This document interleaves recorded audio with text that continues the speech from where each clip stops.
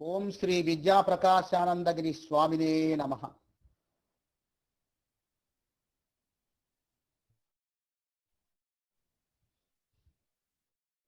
ఆపి స్మరన్ భావం త్యజత్యంతే కలేవరం తం తమేవైతి కౌంతేయ సదా సద్భావభావితః. నిన్న ఈ శ్లోకం దగ్గర కృష్ణ పరమాత్మ చెప్పినటువంటి విషయాలను చెప్పుకున్నాం. శరీరాన్ని విడిచిపెట్టేటప్పుడు ఏ భావాలైతే నీకు ఉంటాయో ఆ భావాలకు అనుగుణంగానే నువ్వు మళ్ళీ తిరిగి జన్మించవలసి వస్తుంది. నీ జన్మ నీ చేతిలోనే ఉంది. అందుకే మన పెద్దవాళ్ళు అంటుంటారు, చేసుకున్న వారికి చేసుకున్నంత మహాదేవ. కాబట్టి వాడు చేసుకున్నదే వస్తుంది. నీ కర్మ నువ్వే అనుభవించు వాక్యం మనం వింటుంటాం. అంటే ఏమిటి? నువ్వు చేసుకున్న కర్మను నువ్వు అనుభవిస్తున్నావు. ప్రత్యేకంగా నీకు ఎక్కడి నుంచో తీసుకొచ్చి భగవంతుడు ఇదిగో ఇది అనుభవించు, ఈ రకంగా బాధపడు అని రాయల. ఇది నువ్వు చేసుకున్నదే. ఈ విషయాన్ని ఒక చిన్న ఉదాహరణ ద్వారా తెలుసుకుందాం. భగవంతుడు ఎలాంటి వాడు, మనం అనుభవించేటువంటి దుఃఖంలో ఆయన పాత్ర ఎంతవరకు ఉన్నది అన్న విషయాన్ని చూద్దాం.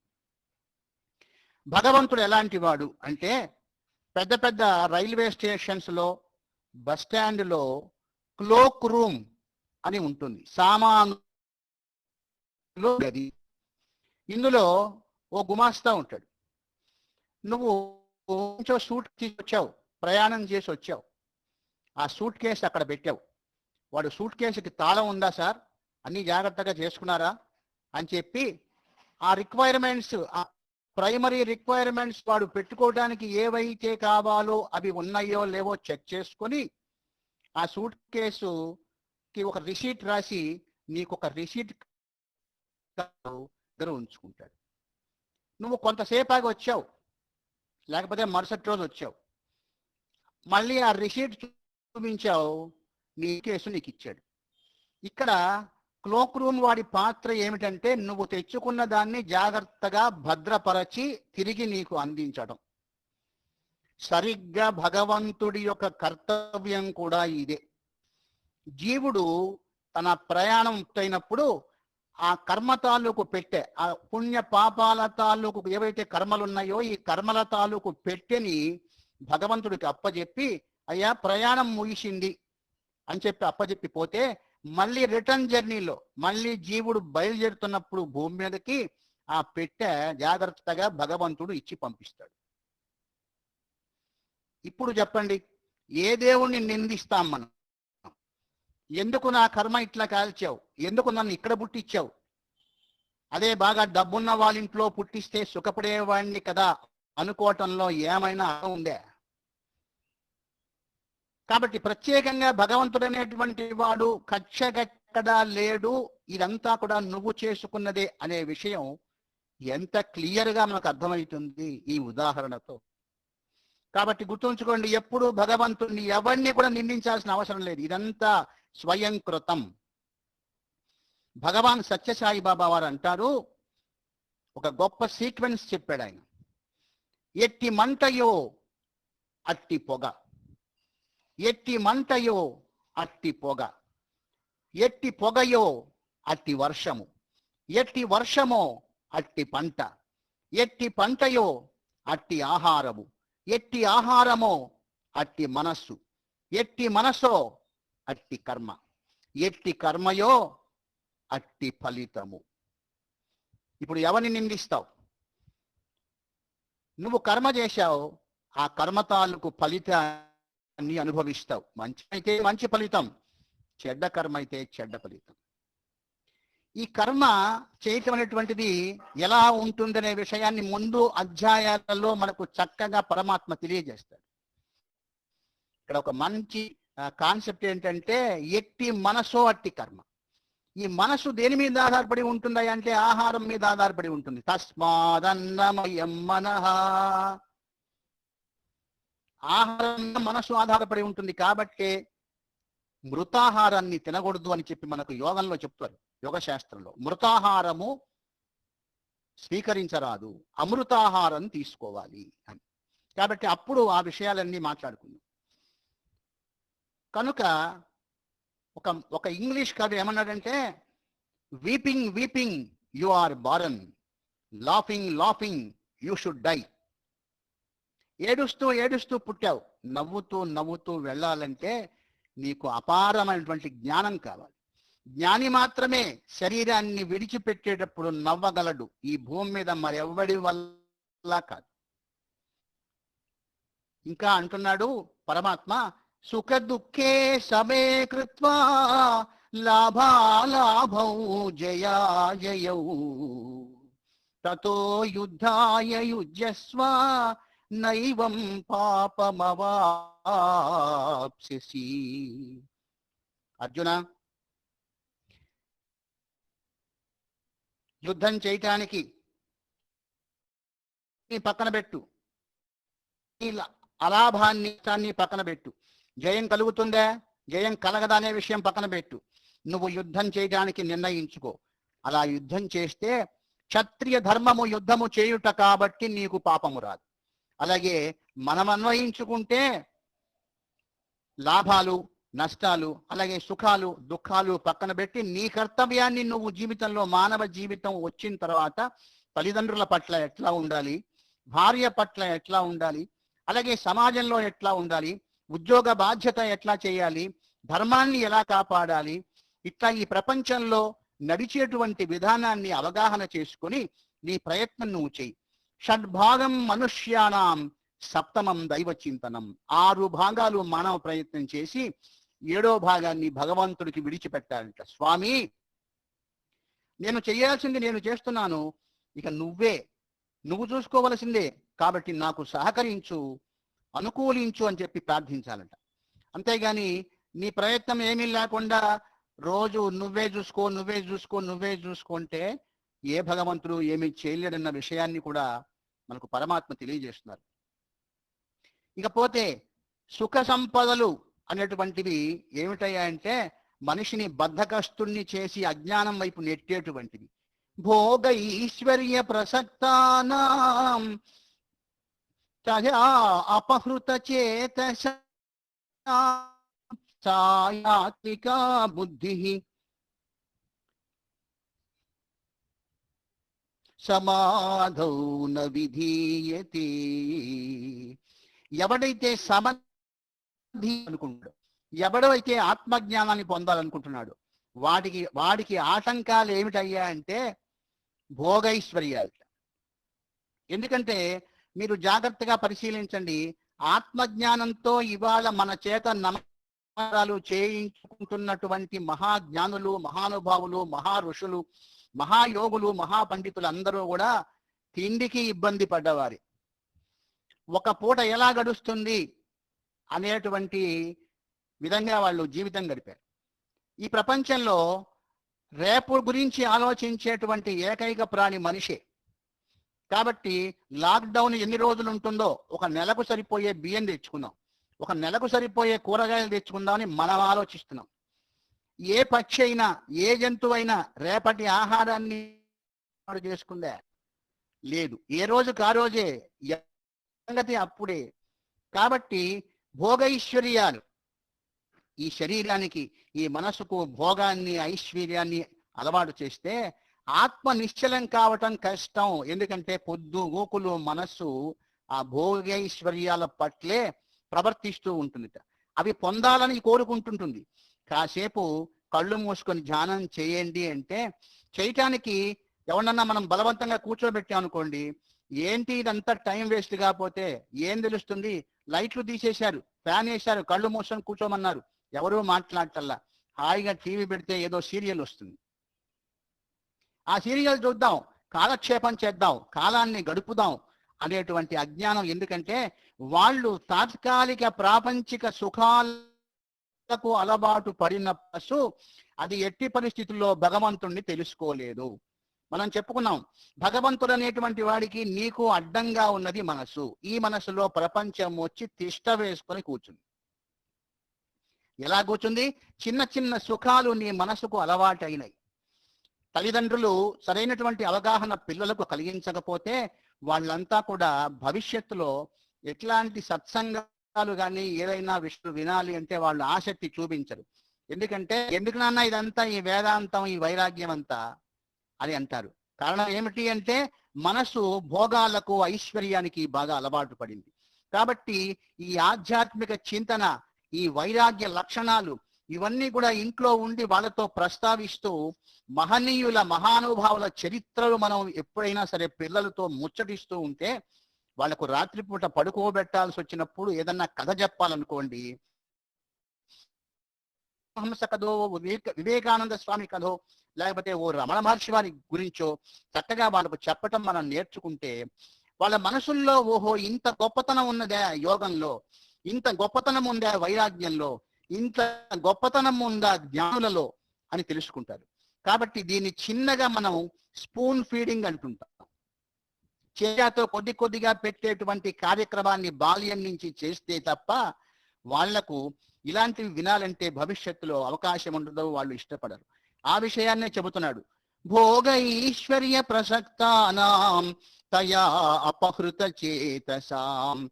ఆ భోగైశ్వర్యాల చేత దొంగిలించబడ్డ మనసు సమాధౌ నవిధీయతే, సమాధి స్థితిని పొందదు, సమంగా ఉండేటువంటి ఆలోచన చెయ్యలేదు, ఏకాగ్రం అవ్వలేదన్న విషయాన్ని అర్జునుడికి చెబుతున్నాడు. ఆ మిషతో మనకు చెబుతున్నాడు. సుఖ సంపదలనేటువంటి పెనుగాలి ధాటికి ఆత్మజ్యోతి నిశ్చలంగా ఉండలేదు. పొద్దుగూకులు మనసు ఆ వైపు పోతూ ఉంటే నిశ్చలమైన ఆత్మజ్యోతిని చూసేటువంటి అవకాశం నీకు కలగదుట. నిశ్చలమైన సమాధి స్థితి వారికి రాదు. సుఖ సంపదలు అశాశ్వతం అలాగే అనే విషయాన్ని బాగా వాళ్ళకి అర్థమయ్యేటట్లుగా చెబుతూ మానవ జీవిత లక్ష్యాన్ని చిన్నప్పటి నుంచే బోధిస్తూ ఉండాలట. ఇంకా అంటున్నాడు పరమాత్మ, కర్మణ్యేవాధికారస్తే మా ఫలేషు కదాచన మా కర్మ ఫల హేతుర్భూః మా తే సంగోస్త్వ కర్మణి.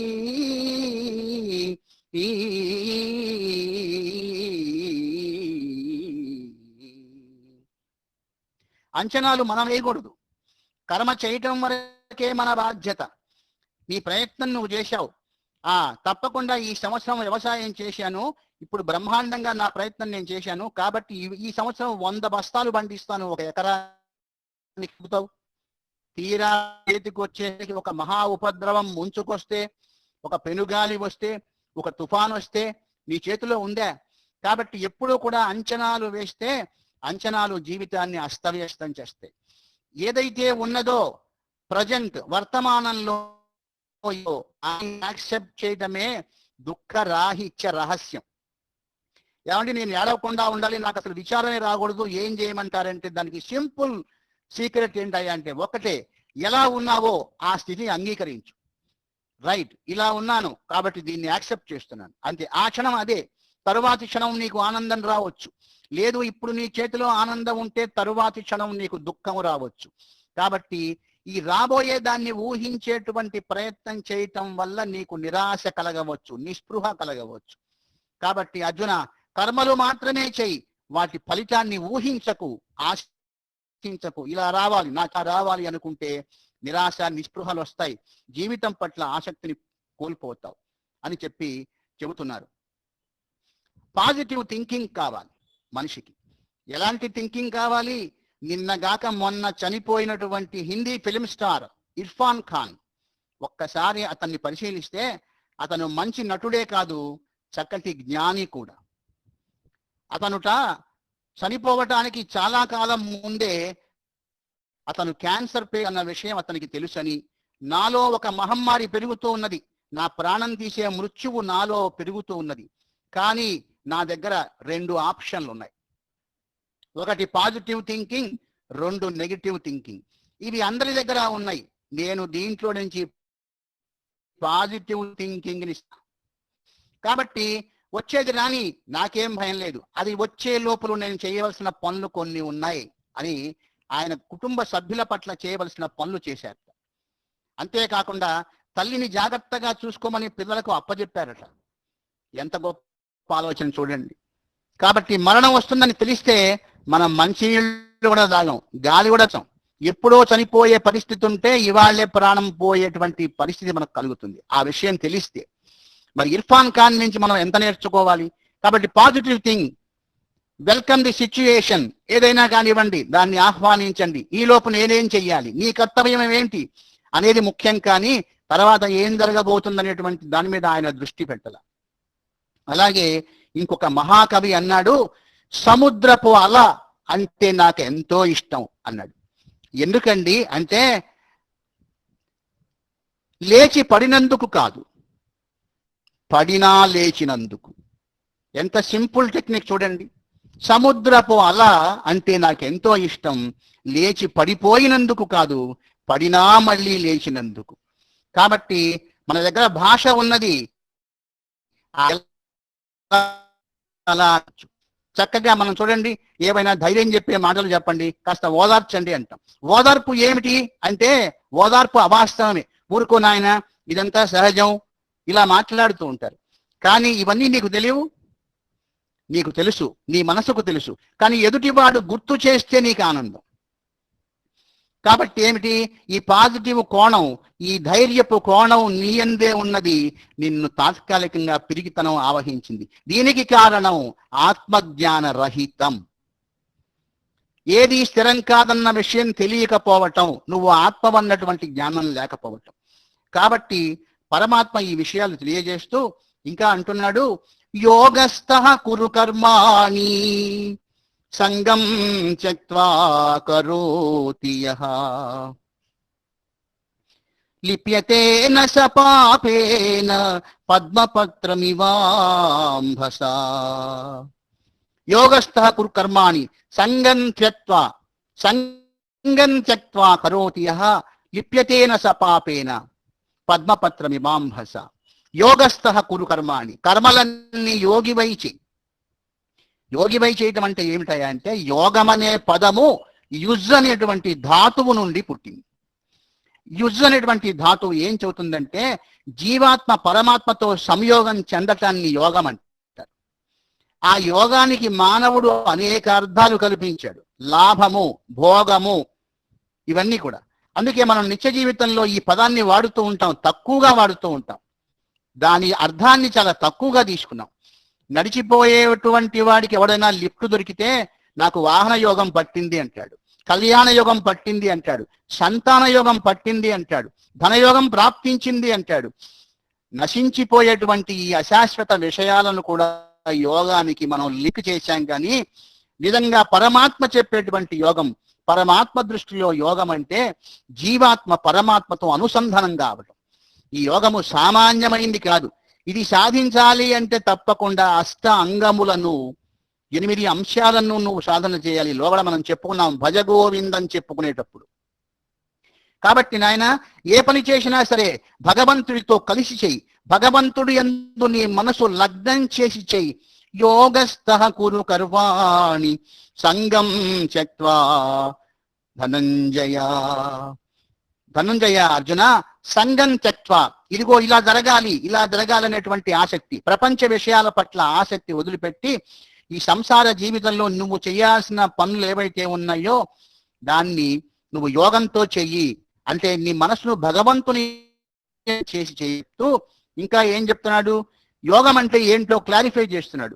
సిద్ధ సిద్ధ్యో సమో భూత్వా సమత్వం యోగ ఉచ్యతే.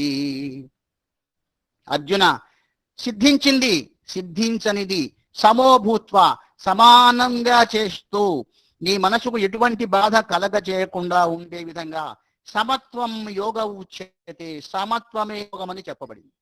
ఇది చాలా క్లియర్ గా మనం గుర్తుపెట్టుకోవాలి.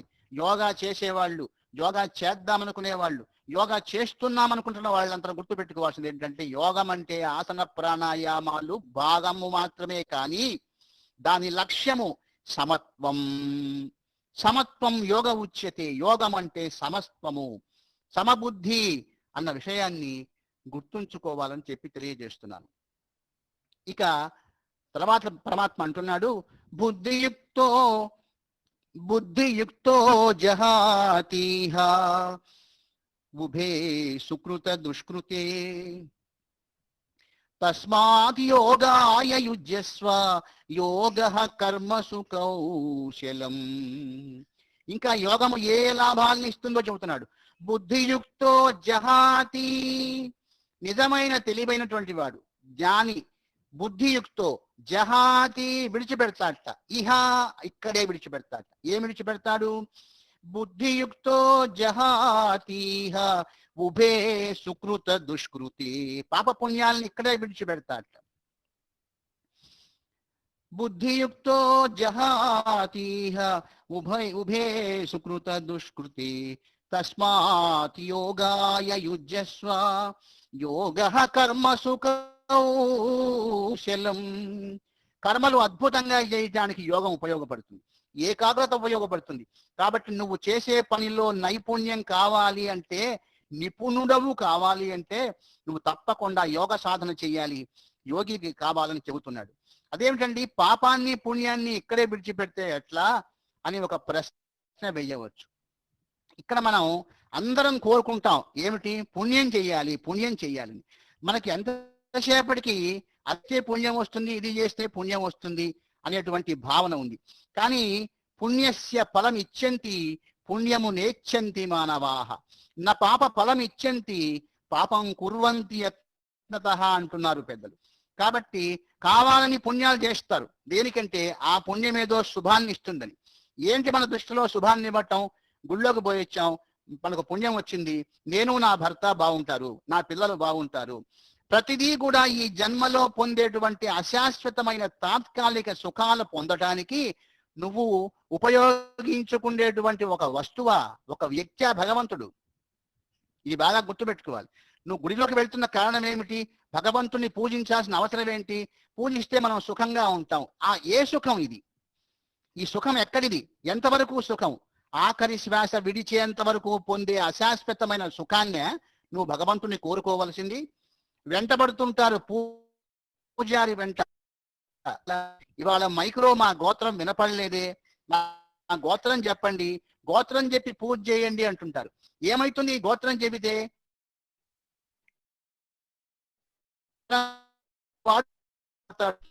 కాబట్టి ఎందుకు మన ఆచారాలు ఏర్పడ్డాయనేటువంటి కనీస అవగాహన లేకుండా భగవంతుడి వాడు దుఃఖాలను అందించేటువంటి ఒక యంత్రంలాగా, ఒక ఆర్గనైజేషన్ లాగా భావించడం ఎంత అమాయకత్వం. ఇక్కడ ఏమంటున్నాడు పరమాత్మ అంటే, నువ్వు పుణ్యం పుణ్యం పుణ్యం అని పొద్దుగూకులు పుణ్యం కోసం తాత్కాలిక ప్రాపంచిక సుఖాలు ఆశిస్తూ చేస్తున్నావేమో. ఒక విషయం గుర్తుపెట్టుకో, తేతం భుక్త్వా స్వర్గలోకం విశాలం క్షీణే పుణ్యే మర్త్యలోకం విశంతి. తేతం, ఎవరైతే ఈ రకంగా భావిస్తుంటారో, భుక్త్వా అనుభవించి, స్వర్గలోకం స్వర్గ సుఖాలు, విశాలం విశృంఖలంగా స్వర్గలోకాల్లో ఉన్న సుఖాలు అనుభవించి, ఈ పుణ్యాలు చేశాం కాబట్టి మాకు స్వర్గం వస్తుంది అనేటువంటి ధైర్యంతో చేస్తున్నావేమో నాయన. ఆ దృష్టితో పుణ్యాలు చేస్తే అక్కడ హాయిగా సుఖాలు అనుభవిస్తావుట. అనుభవించిన తర్వాత క్షీణే పుణ్యే మర్త్యలోకం విశంతి. ఇది మనం అండర్లైన్ చేసుకోవాలి. ఏమిటయ్యా అంటే, క్షీణే పుణ్యే, పుణ్యం అనేటువంటి అకౌంట్ లో ఉన్న బ్యాలెన్స్ అంతా అయిపోయింది. ఇప్పుడు ఏం చేస్తారంటే, మర్త్యలోకం విశంతి, పో మళ్ళీ మానవ లోకంలో పడిపో, అక్కడికి వెళ్ళి మళ్ళీ సంపాదించుకునిరా. బ్యాంకులో డబ్బులు ఉన్నంత కాలం గౌరవించారు, కుర్చీ వేశారు, 10 కోట్లు పెట్టాడు మన బ్యాంకులోని, కుర్చీ వేశారు, కూల్ డ్రింక్ తెప్పించారు, డబ్బులంతా అయిపోయిన తర్వాత మిమ్మల్ని కొంచెం లెమ్మని, సార్ కాస్త పక్కన ఉంచండి, సార్ మీరు రండి, మీరు కూర్చోండి. ఎందుకని? వాడు వచ్చాడు 5 కోట్లు. పుణ్యం వస్తుంది, పుణ్యం వల్ల లాభం వస్తుంది, సుఖం వస్తుంది అనేటువంటి భావనతో నువ్వు చేసేటువంటి పుణ్యాలు కూడా ఇదే విధమైన ఫలితాన్ని ఇస్తాయి. కాబట్టి మంచి పనులు చేయవలసింది పుణ్య సముపార్జన, దాని వల్ల కలిగేటువంటి సుఖం అనేటువంటి దాన్ని దృష్టిలో పెట్టుకుని కాదు. అది మామూలుగా సంకల్పం లేకుండా, నీ ప్రమేయం లేకుండానే లోకానికి మంచి జరగాలనేటువంటి ఉద్దేశం నీకు ఉండాలి గాని ప్రయత్నపూర్వకంగా కోరికలతో చేసేటువంటి సుఖము నీకు ఎంతో కాలము ఉపయోగపడదన్న విషయాన్ని చెబుతున్నారు. ఇకపోతే కర్మజం బుద్ధియుక్తా హి ఫలం త్యక్త్వా మనీషిణః జన్మబంధా వినిర్ముక్తా పదం గచ్చంత్యనామయం. కర్మల వలన కలిగేటువంటి అర్పణం చేసి, అయ్యా నేను నిమిత్త మాత్రుని మాత్రమే, ఇక్కడ నా చేత చేయిస్తుంది నువ్వే అనేటువంటి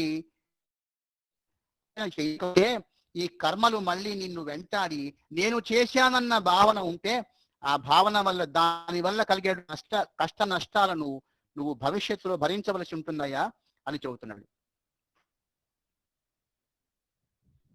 అలాగే శృతి విప్రతిపన్నాతే యదా స్థాస్యతి నిశ్చలాః సమాధా వచలా బుద్ధి సదా యోగమవాప్స్యసి. ఇంకా అంటున్నాడు, కలుషితమైన మనస్సులో ఎప్పుడూ కూడా నిశ్చలమైనటువంటి రూపాన్ని చూడలేవు. ధ్యానం చేయమంటున్నావు, మనసు ప్రశాంతంగా లేదు, అనేక ఆలోచనలు వస్తున్నాయి. అందరూ 199 మంది చెప్పేది ఏంటంటే ధ్యానం చేయమంటే మీరు చెప్పినప్పుడు 4 రోజులు కుదరలేదు, విషువు బొట్టి లేచి వచ్చాం. ధ్యానం ఎందుకు కుదరదు, ప్రశాంతమైన మనసు ఎందుకు ఏర్పట్టలేదంటే దానికి ఉదాహరణ తీసుకుందాం. ఒక బకెట్లో నీళ్లు ఉన్నాయనుకోండి, ఆ నీళ్లను మీరు కదిలించండి, ₹1 నాణెం ఆ బకెట్లో వేసి నీళ్లు కదిలిస్తే క్రింద ఉన్నటువంటి రూపాయి నాణెం మీకు కనిపించదు. కారణం ఏమిటి అంటే ఆ నీరంతా కదులుతూ ఉంది కాబట్టి కింద నాణ్యం కనిపించదు. నీరు కదలకుండా నిశ్చలంగా ఉన్నప్పుడు మాత్రమే మీరు ఆ నాణ్యాన్ని చూస్తారు. ఇదే విషయాన్ని మనం మహానందిలో చూస్తాం. మహానందిలో కొలను ఉంది. ఆ కొలంలో ప్రత్యక్షంగా చాలా మంది చూస్తారు, కావాలని కూడా డబ్బులు వేస్తారు. చాలా స్వచ్ఛంగా మనకు కనపడతాయి. ఎప్పుడు అంటే దాంట్లో ఎవడు ఈత కొట్టకుండా ఉంటే, ఆ నీళ్లు కదలకుండా ఉంటే అప్పుడు కనబడుతుంది. కాబట్టి ఏమిటి, స్వచ్ఛమైన మనసు మాత్రమే భగవంతుణ్ణి చూడగలదు. కానీ ఏ కొంచెము కలుషితమైన ఈ ప్రాపంచిక విషయాలతో, ఏ కొంచెము కలుషితమైన ప్రాపంచిక సుఖాలతో నిండి ఉన్న, ప్రాపంచిక అలజడులతో ఉన్న, ప్రాపంచిక బంధాలు తరుముతూ ఉన్న, వాటి గురించి ఆలోచన ఉన్నా నువ్వు నీ అందున్నటువంటి దివ్యత్వాన్ని గమనించలేవయ్యా, అప్పుడు ధ్యానం చేయలేవు. మీరు గమనించండి, చాలా ఏళ్ల తరబడి ధ్యానం చేస్తున్న వాళ్ళు మరి బాగా అలవాటైపోయి, వాళ్లకు ఆ పీస్ఫుల్నెస్ బాగా అలవాటైపోయి రోజు గంటలు గంటలు ధ్యానం చేస్తారు. వివేకానంద స్వామి ఎట్లా కూర్చున్నాడు, రాత్రంతా ధ్యానం చేసేవాట. ఋషులు 100,000 సంవత్సరాలు ఎట్లా చేశారు, కళ్ళు మూసుకొని ఎట్లా ఉన్నారు అంటే, ఆ లోపలి ఆనందము నీకు అందుతున్నప్పుడు, జీవాత్మకు పరమాత్మ నుండి లభించేటువంటి ఆ సంయోగము ద్వారా లభించేటువంటి ఆనందం అందుతున్నప్పుడు ఈ దేహానికి ఆహారంతో పని లేదుట, ఈ దేహానికి నిద్రతో పని లేదు, వ్యవహారాలతో పని లేదు, బంధాలతో పని లేదు. ఈ స్థితి రావాలి అంటే, లోపల ఉన్న ఆనందాన్ని అనుభవించటము నువ్వు నేర్చుకోవాలి అంటే ఎక్కడో ఒక చోట మొదలు ఉండాలి. కాబట్టి సాధన మొదలు పెట్టాలి. ఏదో వాళ్ళు చెబుతుంటారులే ధ్యానం చేయమని, ఏదో ఓ పావు గంట ధ్యానం చేస్తే బీపీ కంట్రోల్లో ఉంటుందిట, షుగర్ కంట్రోల్లో ఉంటుందిట అనుకున్నాం అనుకోండి, ఇవన్నీ అల్ప ప్రయోజనాలు, అల్ప ఆలోచనలు. కాబట్టి ఎంతసేపటికి ఈ శరీరం సుఖంగా ఉండాలి, దీనికి బీపీ ఉండకూడదు, దీనికి షుగర్ రాకూడదు, దీనికి పొట్ట రాకూడదు, ఈ ఆలోచనతో చేసేటువంటి ప్రయత్నాలు తాత్కాలిక అల్ప ఫలితాలనే ఇస్తాయి కానీ శాశ్వత ఆనందాన్ని పొందలేకపోవటానికి కారణం ఏంటంటే, నువ్వు శరీరం ప్రక్కనకు వచ్చి చూడు, శరీరాన్ని వేరు చేసి చూడు. నేను వేరు, శరీరం అనేటువంటి భావనతో నువ్వు ప్రయత్నం చేస్తే అద్భుతమైనటువంటి ఆనందాన్ని మిస్ అవుతున్నాను, దీని లోపల నేను ఉండి అని తెలుసుకుంటావు. కాబట్టి జీవించి ఉండగానే, శరీరం ఉండగానే శరీరాన్ని విడిచిపెట్టి రోజు ఉండేటువంటి వాడు మహాజ్ఞాని. దీన్నే మనకు రమణ మహర్షి వారు, షిరిడి సాయిబాబా వారు ఆత్మోన్ముఖులై ఉండేవారట. అంటే ఏమిటంటే వారి ఆలోచన ఎప్పుడు కూడా ఆత్మ వైపు ఉండేదిట, శరీరం మీద స్పృహే ఉండేది కాదుట. కాబట్టి శరీరం నుంచి పక్కకి వచ్చి ఆత్మను దర్శించడం అంటే ఇదే. దీన్ని ప్రాక్టీస్ చేయాలంటే ఈ డిటాచ్మెంట్ పాలసీ మనకు వర్కౌట్ కావాలి అంటే అందుకు ఏకైక మార్గము ధ్యానమే. అలాగే ధూమ్రేణ వ్రియతే వహ్నిః యథా దర్శో మలేన చ యథోల్బేమానృతో వహ్నిః తథా తేనేదమావృతం. ఎందుకు ఆత్మను గ్రహించలేకపోతున్నావు? ఎందుకు దేవుణ్ణి చూడలేకపోతున్నావు? ఎందుకు నేనే దేవుణ్ణి అనే విషయం తెలుసుకోలేకపోతున్నావు అంటే పొగ చేత అగ్ని, మావి చేత శిశువు, అలాగే మురికి చేత అద్దము, ఇవన్నీ ఎట్లయితే కప్పబడి ఉన్నాయో గమనించండి. మన ప్రతిబింబం చూపించాలంటే అద్దము శుభ్రంగా ఉండాలి. దాని మీద మరకలు ఉన్నాయి అనుకోండి కనపడదు, తుడుస్తాం. అట్లాగే అగ్ని పొగ చేత కప్పబడుతుంది. శిశువు తల్లి గర్భం నుంచి బయటకు వచ్చేటప్పుడు చూడండి మావి చేత కప్పబడుతుంది. క్లియర్ గా బిడ్డ ఎట్లా ఉన్నదో అర్థం కావాలంటే స్నానం చేయిస్తాడు. కాబట్టి ఇవన్నీ ఏం చెబుతున్నాయంటే నీలో ఉన్న భగవంతుడిని చూడాలి అంటే దానిపైన ఉన్నటువంటి ప్రపంచం అనే మురికిని తీసేయి, బంధాలు అనేటువంటి మురికిని తీసేయి, విశ్వ సౌఖ్యాలు అనేటువంటి ఈ ఆనందాలని, తాత్కాలిక సుఖాలని పక్కన పెట్టు. కాబట్టి ఏది అంతగా పోతే నీకు ఉన్నది కనపడుతుందో అదే భగవంతుడు. దీన్నే వేదాంత సిద్ధాంతంలో నేతి సిద్ధాంతము అంటారు. నేతి అంటే నా ఇతి, అంటే ఇది కాదు ఇది కాదు ఇది కాదు అని చెప్పి ఒక్కొక్కటి అనాత్మ వస్తువులన్నిటినీ పక్కన బారేసుకుంటూ పోతే ఏది మిగులుతుందో చిట్ట చివరికి అదే పరమాత్మ, అదే భగవంతుడు, అదే దివ్యాత్మ అన్న విషయాన్ని మనం గ్రహించి ఇక చివరిగా రేపు గురించి ఒక చిన్న విషయం చెప్పుకుందాం. రేపు అర్జునుడు కృష్ణ పరమాత్మ నువ్వు చక్కగా అన్ని విషయాలు చెప్పావయ్యా, ఈ మహాజ్ఞాని యొక్క లక్షణాలు ఎట్లా ఉంటాయి అంటే వాడినే స్థితప్రజ్ఞుడు, స్థిరమైనటువంటి ప్రజ్ఞ కలిగిన వాడు అంటారు. కాబట్టి వాడి లక్షణాలు ఎట్లా ఉంటాయి, వాడు ఎట్లా ప్రవర్తిస్తాడు, వాడిని ఎట్లా గుర్తించవచ్చు ఈ సమాజంలో, ఆ అర్హుణ్ణి ఆ జ్ఞానిని అని అడుగుతున్నాడు. దానికి సంబంధించిన సమాచారాన్ని రేపటి రోజు తెలుసుకుందాం. స్వస్తి. శాంతి మంత్రం చెప్తాం. ఓం సర్వే భవంతు సుఖినః, సర్వే సంతు నిరామయాః, సర్వే భద్రాణి పశ్యంతు, మా కశ్చిద్ దుఃఖభాగ్ భవేత్. పూర్ణమదః పూర్ణమిదం పూర్ణాత్ పూర్ణముదచ్యతే, పూర్ణస్య పూర్ణమాదాయ పూర్ణమేవావశిష్యతి. ఓం శాంతి శాంతి శాంతి. స్వస్తి ప్రజాభ్యః పరిపాలయంతాం న్యాయేన మార్గేణ మహిం మహీషాః. గోబ్రాహ్మణేభ్యः శుభమస్తు నిత్యం. లోకాः సమస్తాः సుఖినో భవంతు. శుభం.